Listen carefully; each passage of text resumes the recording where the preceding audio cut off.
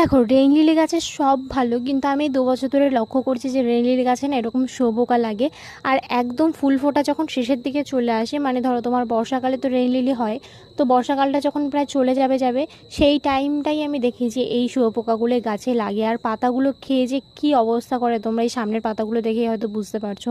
তো প্রত্যেকটা পাতাতেই প্রায় এরকম আমি শুঁয়োপোকা দেখে লেগে রয়েছে, আর পাতাগুলো খেয়ে তো নষ্ট করছেই, সাথে কুড়িগুলোও। তো আমি আজকে ফাইনালি ডিসাইড করে নিয়েছি যে আমি আজকে পাতাগুলোকে আমি কেটেই ফেলবো, কারণ এরা এইভাবে যদি পাতাগুলো খেতে থাকে আমার গাছেরও ক্ষতি। তো আমি এগুলো কেটে দিলে আরও পরবর্তীতে আরও গাছগুলো ঝাঁকড়া হবে, সেই কারণে আমি আজকে গাছগুলোকে সব কেটে ফেলছি। আর এই সাইডে দেখো কি পরিমাণ বড় বড় পোকা, দেখতেই পাচ্ছ। তো আমি সবগুলোকে আলাদা করে এখানে রেখে দিয়েছি, কিন্তু কিছু করার নেই, এতগুলো গাছ আমার কাটতেও মায়া লাগছিল।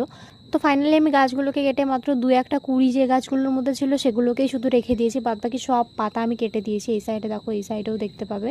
তো চলো আজকের মতো এখানেই শেষ করছি।